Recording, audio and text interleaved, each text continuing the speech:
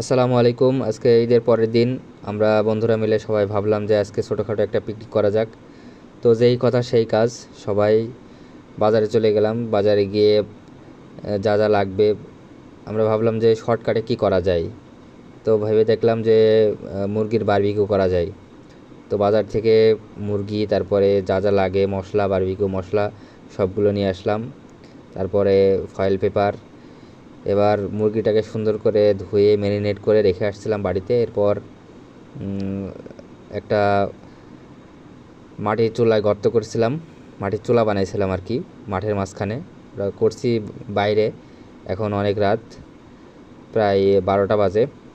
তো আমাদের বারবিকিউ করা প্রায় শেষ। তো এখন আমরা ওপেন করতেছি। এই যে দেখতে পাচ্ছেন আপনারা, ফয়েল পেপার এবং কলার পাতা দিয়ে সুন্দর করে মোড়ানো হয়েছে। মোড়ানোর মানে শর্টকাটে যা করা যায় আর কি। এরপরে খুলে দেখলাম, ওয়াও, সুন্দর স্মেল এবং খুব সুন্দর টেস্টি হয়েছে এবং সিদ্ধটাও খুব পারফেক্ট হয়েছে, মশলাটা ভিতরে ঠিকঠাক মতো গেছে। তো শর্টকাটে আমরা করে ফেলছি।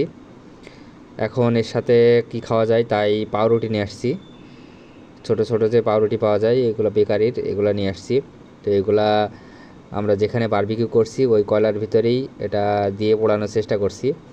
আমাদের যে কার্যক্রম চলছে সব কিছুই কিন্তু একদম অর্গানিক উপায়ে। দেখতে পাচ্ছেন পাউরুটি পোড়ানো হচ্ছে গাছের ডাল দিয়ে। তো এইভাবেই করছি, আমরা হাতের কাছে যা পাইছি তাই দিয়ে করছি।